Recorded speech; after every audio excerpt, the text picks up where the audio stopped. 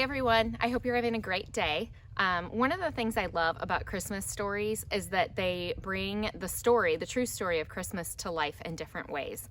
And this story, The Crippled Lamb, is one of our family's favorites. It's by Max Lucado, and it's one that we share every year in our house. So I'm excited to bring this one to you today, and it's with Jenna, Andrea, and Sarah Lucado. So Max Lucado is the author with Jenna, Andrea, and Sarah, and it's illustrated by Liz Bonham.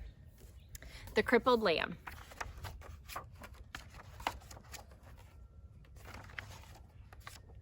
Once upon a time, in a sunny valley, there lived a little lamb named Joshua.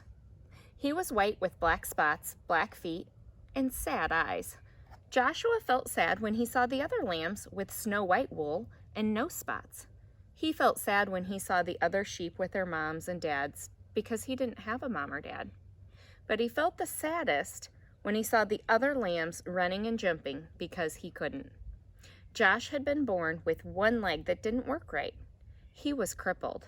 He always limped when he walked.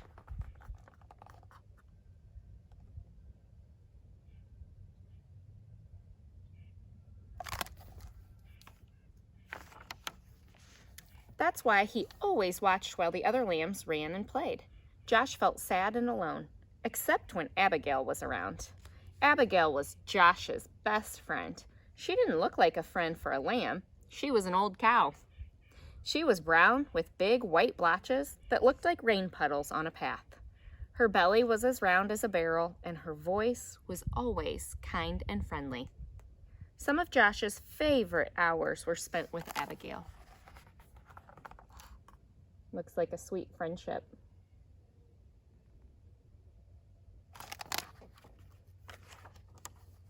They loved to pretend they were on adventures in distant lands.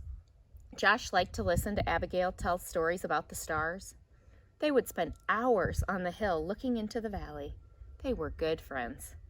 But even with a friend like Abigail, Josh still got sad.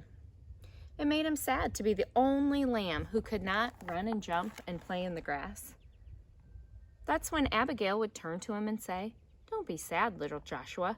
God has a special place for all of us that feel left out." Have you ever felt left out before? It's hard, isn't it? Josh wanted to believe her, but it was hard. Some days he just felt alone. He really felt alone the day the shepherds decided to take the lambs to the next valley where there was more grass. The sheep had been in this valley so long, the ground was nearly bare. All the sheep were excited when the shepherds told them they were going to a new meadow. That would be exciting.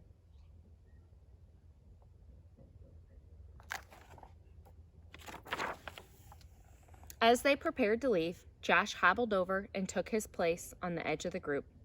But the others started laughing at him. "You're too slow to go all the way to the next valley. Go back, Slowpoke. We'll never get there if we have to wait on you. Go back, Joshua."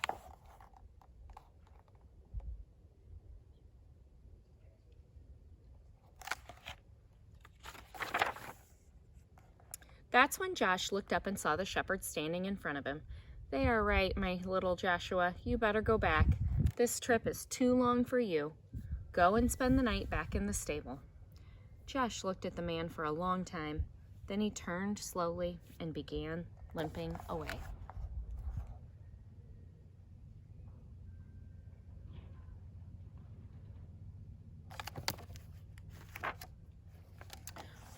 When Josh got to the top of the hill, he looked down and saw all the other sheep headed toward the green grass.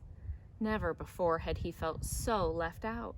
A big tear slipped out of his eye, rolled down his nose, and fell on a rock. Just then he heard Abigail behind him, and Abigail said what she had always said when Josh felt sad. "Don't be sad, little Joshua. God has a special place for those who feel left out."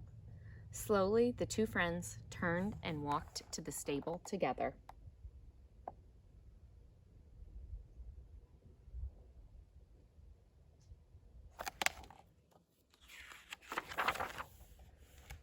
By the time they got to the little barn, the sun was setting like a big orange ball. Josh and Abigail went inside and began to eat some hay out of the feed box. They were very hungry, and the hay tasted good. For a little while, Joshua forgot that he had been left behind. "Go to sleep, little friend," Abigail said after they finished eating.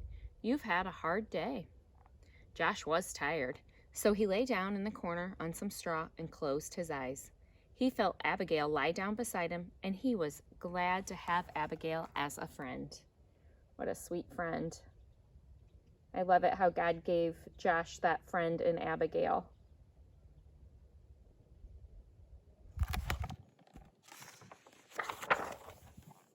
Soon Josh was asleep. At first he slept soundly, curled up against Abigail's back. In his sleep he dreamed. He dreamed of running and jumping just like the other sheep. He dreamed of long walks with Abigail through the valley. He dreamed of being in a place where he never felt left out. Suddenly, strange noises woke him up. I wonder what's happening.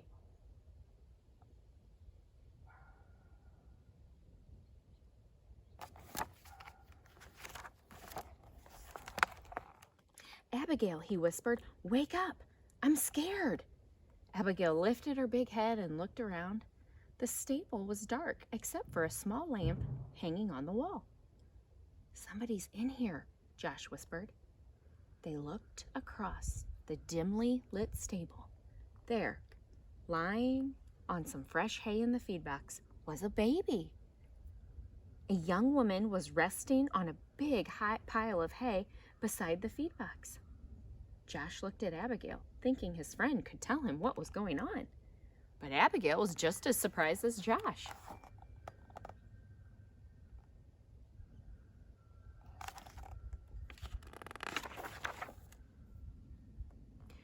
Josh looked again at the woman and the child, then limped across the stable. He stopped next to the mother and looked into the baby's face. The baby was not crying. He was cold. The baby was crying. He was cold. The woman picked up the baby and put him on the hay next to her. Josh looked around the stable for something to keep the baby warm. Usually there were blankets, but not tonight. The shepherds had taken them on their trip across the valley. Oh.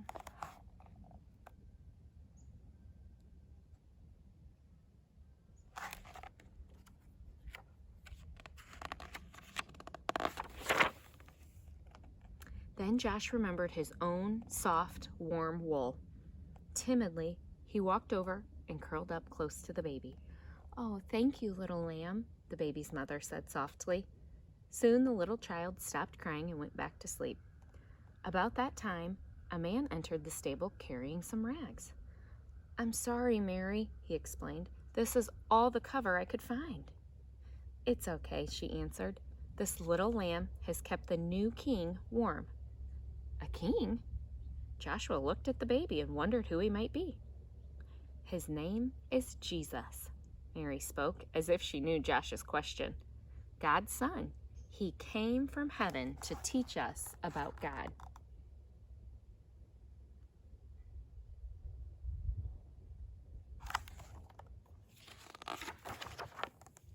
Just then, there was another noise at the door. It was the shepherds, the ones who had left Joshua behind. Their eyes were big, and they were so excited. "We saw a bright light and heard the angels," they began. Then they saw Joshua next to the baby. "Joshua, do you know who this baby is?" "He does now."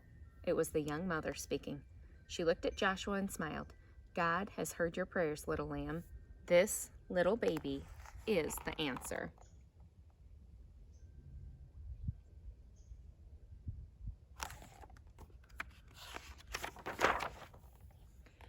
Joshua looked down at the baby.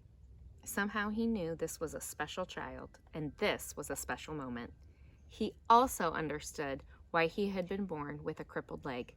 Had he been like the other sheep, he would have been in the valley. But since he was different, he was in the stable, among the first to welcome Jesus into the world. This is my favorite picture in the book.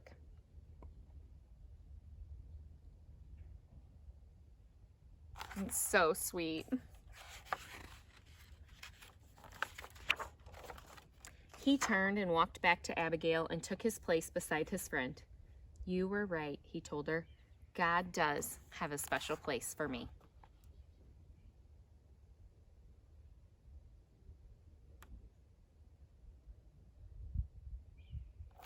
I love this story. It's such a great reminder that God has a plan for all of us, and He has a purpose for each of us, and He wants us to find that purpose and know how much He loves us, and He doesn't want us to be alone or feel left out. And so I hope you guys enjoyed this story. It's a special one. So have a great day. Merry Christmas.